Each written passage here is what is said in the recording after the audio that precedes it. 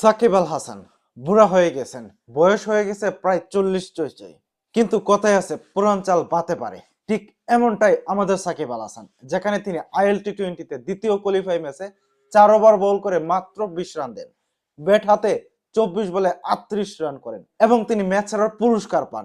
এইরকম অতি দানবীয় পারফরমেন্স দেখার পর তখন আসলে আপনি কি বলবেন? সাকিব আসলে কি বুড়া হয়ে গেছে? মোটেও না। আর এরকম পারফরমেন্স দেখার পর তখন আক্ষেপ হয় যে সাকিব আল হাসান বাংলাদেশের হয়ে আর খেলবেন না। তবে সাকিবকে অবশ্যই বাংলাদেশ দলে প্রয়োজন। দেখেন, আমরা যতই বলি সাকিব আল হাসানের বাংলাদেশে বিকল্প আছে, আদৌ কি বাংলাদেশে বিকল্প সাকিবের আছে? দ্বিতীয় কোনো ক্রিকেটার আছে সাকিবের মতো? খুঁজে পাবেন না।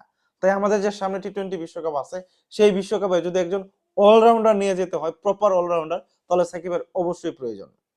যদি দলমত নির্বিশেষে একটা সিদ্ধান্ত নেওয়া যায় যে জাতীয় স্বার্থে, ব্যক্তিগত স্বার্থে না, তাহলে সাকিবকে অবশ্যই জাতীয় দলে ফেরানো সম্ভব। যারা এই ভিডিওটা দেখছেন, আপনারা কি চান সাকিব আল হাসান দেশের হয়ে খেলুক, আবারও জাতীয় দলে ফিরুক? মতামত কমেন্টে জানাবেন।